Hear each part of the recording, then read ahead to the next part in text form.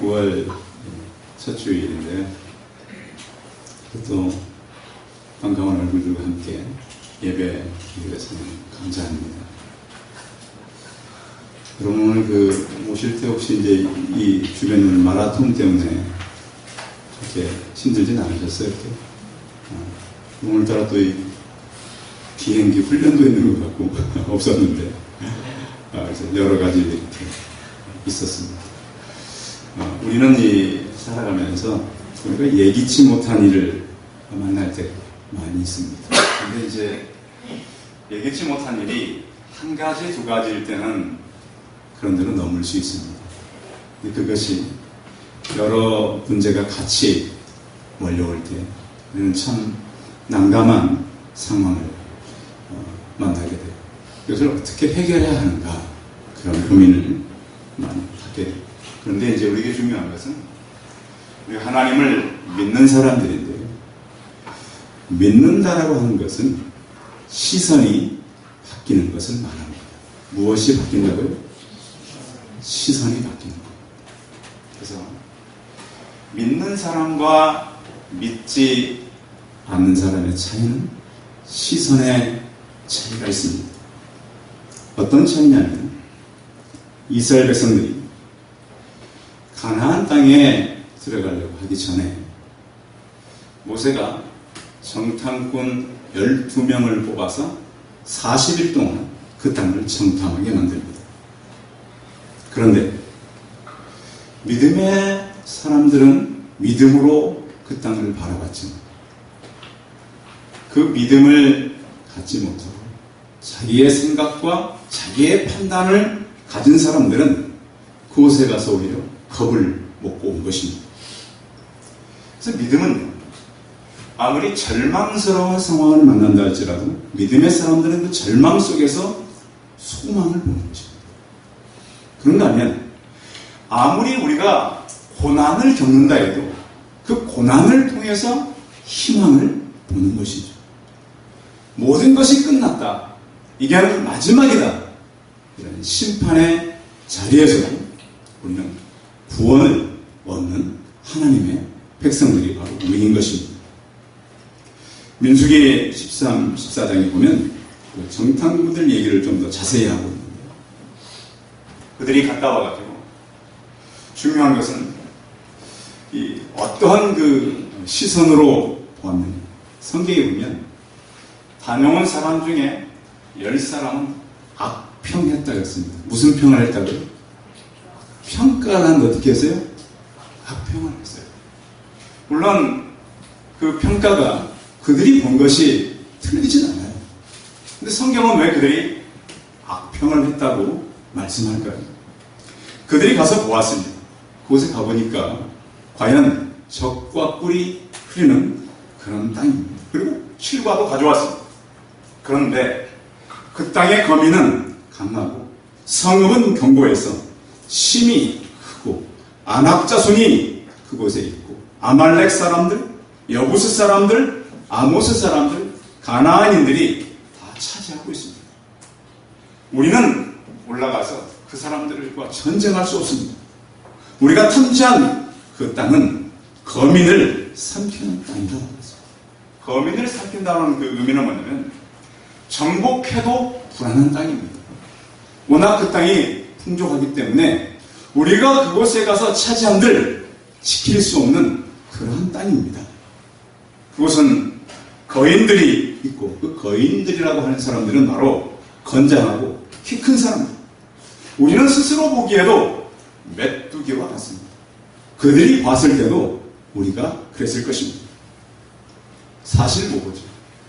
물론 보고는 사실대로 하는 것이 맞습니다. 그런데 성경에 보면 그 사실 보고를 악평했다 라고 말할 뿐만 아니라 하나님은 누구의 얘기를 사용하느냐죠. 나중에 여호수아 관령은 뭐라 그러냐면 여호와께서 우리를 기뻐하시면 그 땅이 우리 땅이 될 뿐만 아니라 하나님께서 우리를 그 땅으로 인도할 것입니다. 그래서 그들은 우리의 밥입니다.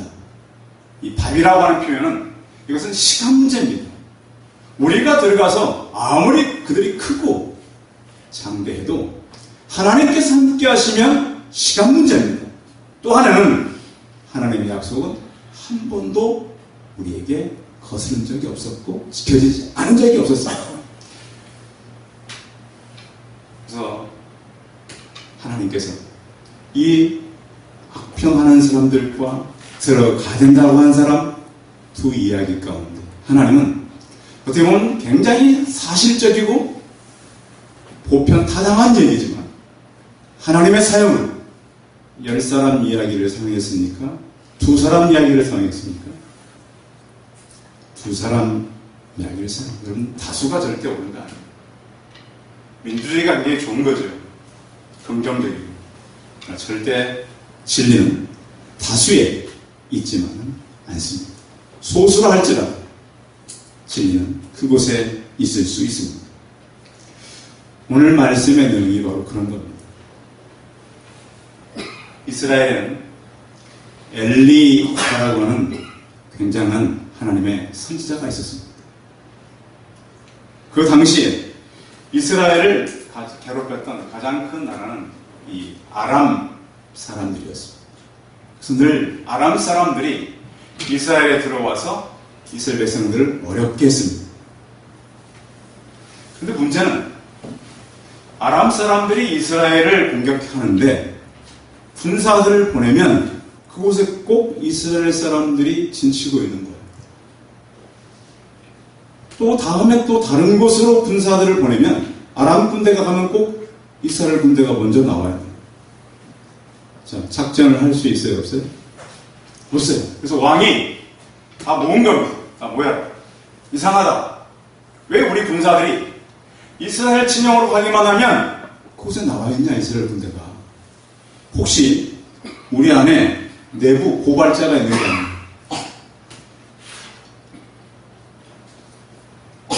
그런데 그 중에 한 사람이 그러는 거예요. 이스라엘에는 엘리사라고 하는 유능한 선지자가 있는데 이 사람은 당신이 침실에서 하는 얘기도 다 듣습니다. 요즘 같은 무슨 장치? 그렇죠. 일단 그런 말이 없으니까. 도청장치를 한 것처럼 다 듣습니다. 그러니 이 전쟁은 이길 수가 없죠. 그럼 그런 사람이라면 우리가 생포해야 되지 않겠냐? 그래서 도대체 이 사람이 어디서 사느냐? 도단이라고 하는 한 성에 삽니다. 오늘 밤에 가서 그 성을 다 포위해요. 오늘 말씀을 한번 같이 읽겠습니다. 자, 14절 같이 읽어봅니다. 시작. 왕이 이에 말과 많은 군사를 보내매 그들이 밤에 가서 그 성을 에워쌌다. 엄청나게 가서 물 셀 틈 없이 성을 에워싸버립니다. 에워쌌다는 얘기는 그냥 한 줄로 이렇게 했다는 얘기가 아니잖아요. 몇 겹 도저히 빠져나갈 수 없도록 군대를 갖다가 성 밖에다 빙 둘러서 진을 쳐버린 겁니다. 우리는 이 땅에 살아가면서 오늘 이 본문을 보면서 우리가 이 땅에 살면서 우리가 싸워야 될 많은 에워싸는 것이 뭐가 있는가? 성경은 도단성을 많은 아람 군대가 에워쌌습니다. 근데 이 땅을 지금 살아간 우리는 무엇이 우리를 에워싸는 것일까요? 그 중에 하나가 우리 육신입니다. 육신. 우리 육체가 우리를 믿음 생활을 하는데 에워싸는 문제에 몸뚱아리가 될 수 있다. 왜? 우리는 탐욕이라고 하는 육신은 단단한 껍질을 갖고 있어요. 탐욕이 없으신 분들이 계세요? 사람은 아담 모든 사람들이 다 탐욕스러워져. 그러니까 성경에 보면 가장 심각한 것이 다 탐욕입니다. 하나님을 선택하라 그러는데 하나님보다는 육신이 원하는 정욕을 선택해요. 이 시대도 마찬가지예요. 얼마나 많은 사람들이 육신을 부추겨서 망해가는지 몰라요. 특히 우리 젊은이들 온갖 음란과 특히 물질과 또 게으른 것들, 또 유혹과 많은 것들이 육신을 통해서 거짓말하고 이웃을 힘들게 해서 육신이 나를 애워싸는 것들을 볼 수 있어요. 그런가 하면 또 하나는 세상이죠. 우리가 살아가는 세상은 우리를 그냥 두질 않죠. 우리 믿는 크리스찬들이 세상 속에 살기는 참 어려워요. 학생들은, 청년들은 학교에 가도 쉽지 않고, 직장인들은 직장에 가도 참 어려워요. 기독교인의 세계관을 가지고 산다고 하는 것은 굉장히 많은 애워싸움을 받는 거예요. 어제까지 지냈던 사람이 내가 교회 다니는 걸 알더니 사람이 변하고 그런 거 있죠. 그래서 우리가 살아가는 데는 이렇게 우리 육체와 세상과 또 하나 보이지 않는 적이 있다면 마귀죠. 보이질 않아요. 그런데 온갖 세상의 것들로 우리를 조롱하고 또 사람들로 우리를 하여금 어렵게 하고 또 우리 주변에 우리는 보이지 않는 그런 적과 싸워야 되는 그런 애워싸움이 있습니다. 가정 안에서도 마찬가지죠. 가정에 이렇게 이 가족 구성원들을 서로 이렇게 힘들게 만들고 겁니다. 교회 안에서도 마찬가지죠.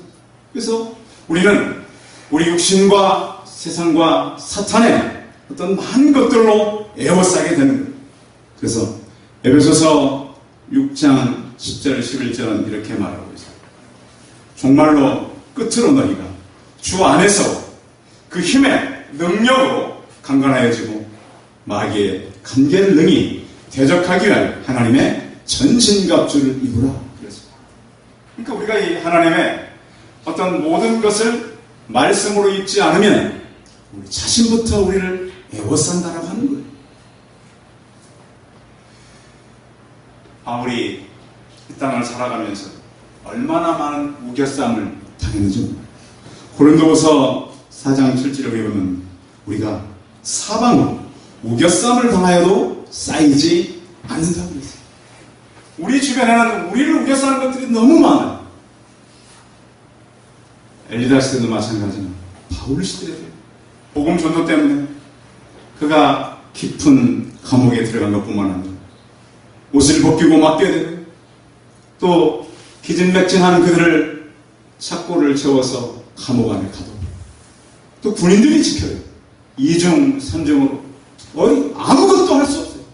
이렇게 에워싸고 있는 가운데 바울이 할 수 있는 것은 하나님 앞에 찬송을 했어요. 그때 하나님은 감옥 문을 열고 묶인 착고를 풀어 가셨습니다. 성도 여러분, 환경 때문에 여러분의 주변의 일 때문에 그 애워싸움 때문에 너무 두려워하지 않기를 바랍니다. 이렇게 둘러싸여 있어요. 이런 상황 속에서 자 15절 읽어보세요. 15절 같이 시작. 하나님의 사람의 사망이 일찍이 일어나서 나가보니 군사와 하늘과 하늘과 성읍을 에워싸는지 그의 사망이 엘사에게 말하되 아하 내 주 우리가 어찌하리까. 어젯밤 잘 자고 아침에 나가보니까 성 밖이 엄청난 군대로 쌓여요.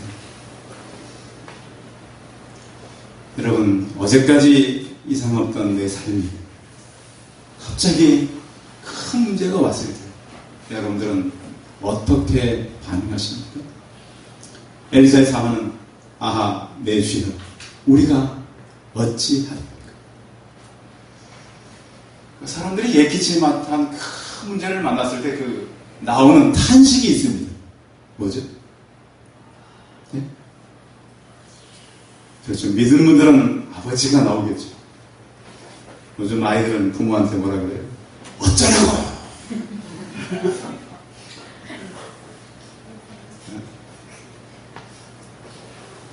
하나님 도대체 어찌하십니까? 제가 아는 한 분은 제 이제 주일학교 부장집사님이셨는데 같이 둘이 수련회 답사장을 갔다 오니까 사업장이 바람에 날아갔어요. 그 사업장이 옥상에 굉장히 크게 만들어놨어요. 근데 우리가 답사를 갔으면 누가 지키셔야 돼요? 우리 하나님을 하는데, 그러니까 제가 이제 몸둘 바를 모르겠대요. 그분이 저랑 같이 답사하는 택시를 대접했어요.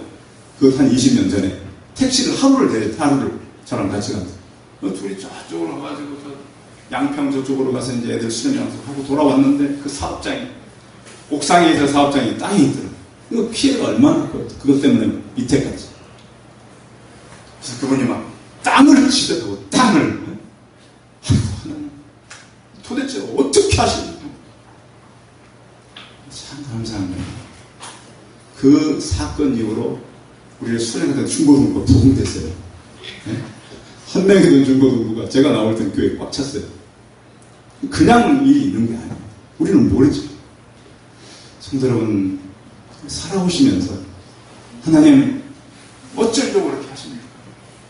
어찌 된 것?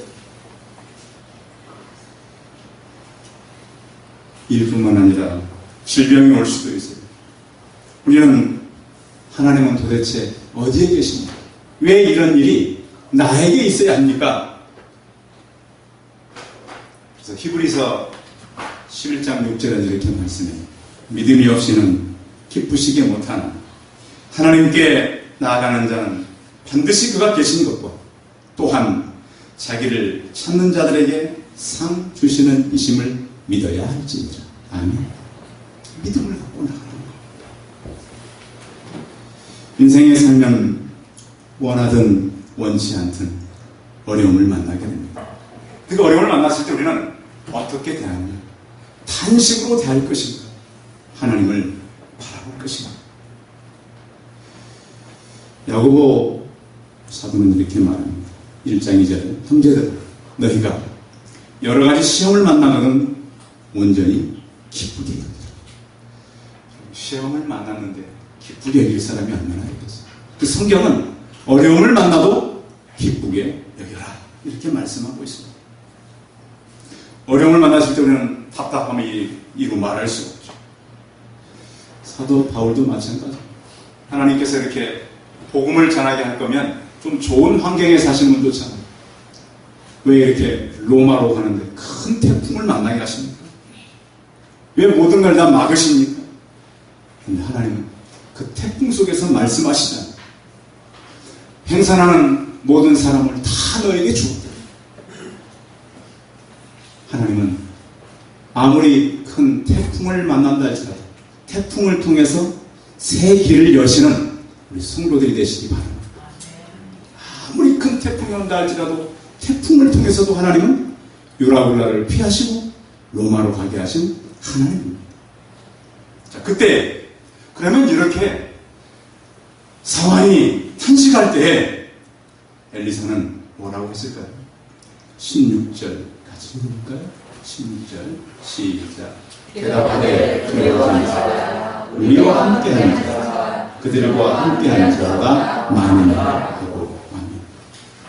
우리는 이 큰 일을 만나면 두려워할 수밖에 없는 육신을 입은 사람들입니다. 근데 시편에 보면 42편 5절에 내 영혼아 어찌하여 낙심하며 어찌하여 내 속에서 불안하여 하느냐. 너는 하나님께 소망을 두라. 그가 나타나 도우심으로 말미암아 여전히 찬송하다 했습니다. 그는 그냥 없어지지 않는다는 거예요.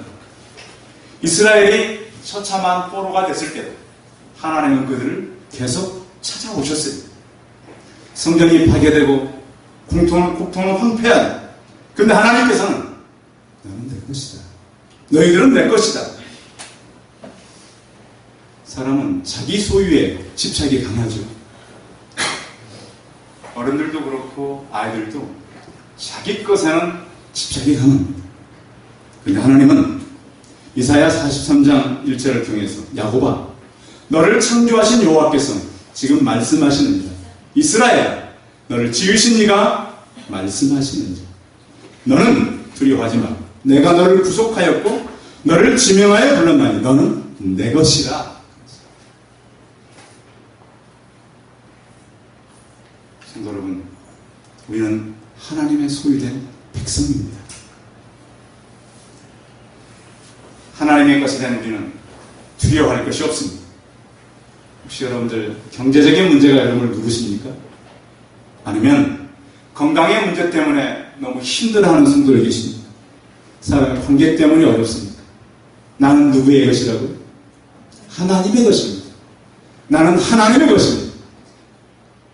하나님은 그 많은 두려움의 수를 건져내실 것입니다. 자, 그렇게 두려워하는 사원에게 눈을 열어 보게 해달라는 기도를 합니다. 자, 엘리사가 이렇게 말합니다. 지금 너가 보는 사람보다 우리와 함께한 자가 지금 더 많다. 지금 사원 눈에는 누구밖에 없어요, 앞에? 아니, 엘리사 선지자하고 자기밖에 없는데, 아니, 저들보다 우리가 많다니 무슨 얘기예요?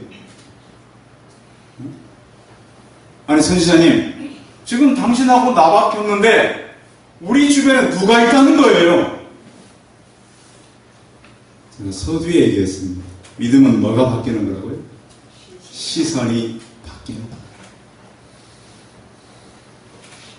과거에 보지 못하는 것들이 보이게 되는 것입니다. 눈을 열어 보게 하옵소서. 2015년도에 10월 마지막 주쯤에 어떤 어머니 한 분이 따님을 데리고 저를 찾아왔었어요. 그래서 목사님, 요즘 우리 딸이 임시직으로 일하면서 사회에 나가서 처음 받은 복음입니다. 이것을 세상교회에 헌금하셨어요. 우리 교회. 그러면서 이제 말씀하는 거예요. 목사님, 우리 딸이 정규직으로 가면 좋겠고요. 더 심각한 것은 아들이 있는데 아들이 계속 시험을 봐도 안 돼요. 그러면서 저랑 같이 간절히 기도하고 돌아갔어요. 그분이 어저께는 아들을 데리고 저를 찾아갔어요. 목사님, 수년 동안 시험을 봐도 안 됐어요. 지난주에 정식 공무원이 될 거예요. 딸도 공무원, 아들도 공무원. 부럽지 않으세요? 그 아들이 지금 앉은 저 자리. 여기 앉은 저 자리. 엄마랑 아들이랑 와서 얼마나 우시던지. 제가 그랬어요. 이 어머니와 아들과 딸 보이지 않는 우리 교회 증인들이고 우리 교회 후원자고 성도입니다. 저희 교회가 크지 않습니다. 그러나 저는 저희 교회에 문제를 가지고 오는 사람들이 많은다는 것을 보게 됐습니다. 성도 여러분, 나와 우리 가족밖에 없다고 생각하지 않기 바랍니다. 여러분의 가정 안에는 여러분을 내가 삼은 살아계신 하나님이 계십니다. 아멘. 그분이 여러분들을 도우실 것입니다. 내가 성경인지 평강인지 기억은 잘 안 납니다. 한번 신입생 환영회 갔다가 술을 돌리니까 학교를 때려치고 다른 학교를 갔어요. 누구였죠? 성경이에요, 평강이에요? 평강이죠? 네, 그래요. 그런 친구들이 있어요, 이렇게. 보면요, 참 믿음으로 살려고 하는 멋있는 사람들이 있어요. 그 뒤엔 누가 있을까요? 하나님이 계세요. 정말 여러분 눈을 열어서 그분을 보시기 바랍니다. 또 믿으시기 바랍니다. 그 살아계신 하나님. 17절 같이 읽어보겠습니다. 17절 시작. 기도하여 여호와여 그의 눈을 열어 보게 하옵소서. 여호와께서 그 청년의 눈을 여신 그가 불과 붉은 산에 가득하여 엘리사를 불렀다. 아멘. 다시 기도하니까 눈이 열렸어요. 에베소서 1장 18, 19절은 이렇게 말씀해요. 너희 마음의 눈을 밝히사 그의 부르심의 소망이 무엇이며 성도 안에서 그 기업의 영광의 풍성이 무엇이며 그의 힘의 위력으로 역사함을 따라 믿는 우리에게 베푸신 능력의 지극히 크심이 어떠한 것을 너희로 알게 하시기를 구하노라. 그랬습니다. 구약은 신약의 그림자입니다. 해결할 수 없는 문제. 엘리사하고 사환이 어떻게 그 많은 아람 군대를 이길 수가 있겠어요? 그런데 하나님은 이 문제를 이기게 하신다는 겁니다. 하나님께서는 우리에게 어떤 우리가 공격을 받을지라도 맞설 수 있는 강력한 무기를 성도들에게 주셨어요. 그것이 무엇이냐? 믿음이라고 하는 무기예요. 성도 여러분, 여러분의 믿음이 하나님께 인정되길 바랍니다. 히브리서 12장 1절은 이렇게 말해요. 이러므로 우리 구름같이 둘러싼 허다한 증인들이 있으니 모든 무거운 것과 얽매여 계신 것을 벗어버리고 인내로서 우리 앞에 당한 경주를 경주하라고 했어요. 자, 우리가 막 달려가는 거예요. 근데 우리 주변에 히브리서는 누가 있다고 말하냐면 이미 이 땅에 믿음으로 살다가 떠나간 하나님의 사람들이 있습니다. 아브라함과 이삭과 야곱과 요셉과 모세와 라합과 기드온, 바락, 삼손, 입다, 다윗, 사무엘, 선지자 이를 다 말하는 데가 시간이 부족합니다. 이렇게 많은 증인들이 우리 앞에 믿음으로 달려간 사람들이 있습니다. 그 사람들이 우리를 응원하고 있습니다. 여러분, 믿음으로 살았던 노아가 살던 시대, 노아 아시죠? 노아가 살던 시대는 사람의 평균 수명이 800년 이상이었습니다. 성경에 한번 보십시오. 나중에 노아가 살던 시대 수명이 몇 년이었다고? 사람 수명이 800년. 요즘 사람들이 몇 세 시대? 100세 시대. 800년을 사는 시대가 있어서 지구 위에. 그런데 그 시대 그렇게 많은 사람들로 살았지만 노아 홍수에 몇 사람 살아났어요? 8사람만 살아났어요. 그렇죠. 그렇게 많은 사람들의 수명이 길었고 그렇게 많은 사람들이 살았지만 구원받은 사람은 노아의 8식구밖에 없었어요. 800년을 살던 시대. 만약 여러분이 노아에게 아니 믿음이 무엇이길래 그렇게 그 믿음으로 살려고 했습니까? 우리는 배를 지으면서 120년 동안 그들의 조롱과 그들의 거짓말과 걷잡을 수 없는 죄악된 그 세상을 이기며 살았습니다. 성도 여러분, 시대에 필요한 것은 우리가 보지 못하고 있는 믿음의 세계입니다. 우리는 육안을 가지고 있습니다. 또 하나 가져야 될 것은 우리의 영안입니다.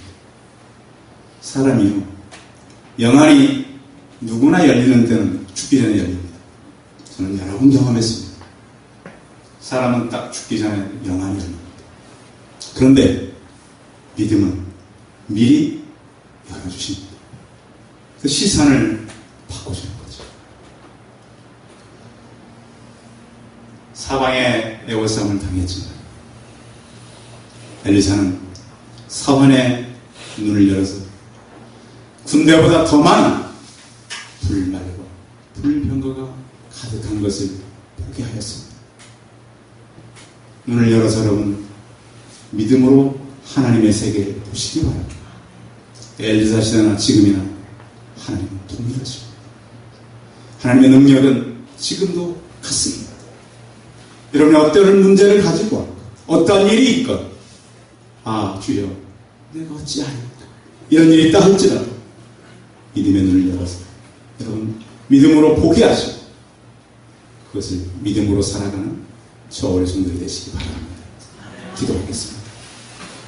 살아계신 하나님, 우리가 살아가는 시대 많은 문제가 우리를 애워싸고 있습니다. 때로는 우리가 감당할 수 없는 너무 많은 군사들이 우리를 덮고 있습니다. 하나님, 눈을 열어서 하나님의 세계를 보게 하여 주옵소서. 노아의 시대 사람들이 800년 이상을 살았지만 그들 안에서 은혜를 입고 뽑은 사람은 8사람이었습니다. 하나님, 우리가 오래 살고 잘 사는 것이 중요한 것이 아니라 믿음으로 살게 하여 주옵소서. 이 땅에 우리는 많은 문제를 안고 살아갑니다. 그때마다 주여 우리의 눈을 열어 주옵소서. 그 하나님의 세계를 믿게 하여 주옵소서. 모든 믿음의 사람들이 다 가졌던 그 믿음을 우리에게 더하여 주옵시고 우리 영안을 열어서 하나님의 세계를 보게 하여 주옵소서. 그래서 우리가 믿음 없는 세대가 아니라 믿음 있는 하나님의 세대, 구원의 방주를 이끌어가는 하나님의 사람들이 다 되게 하여 주옵소서.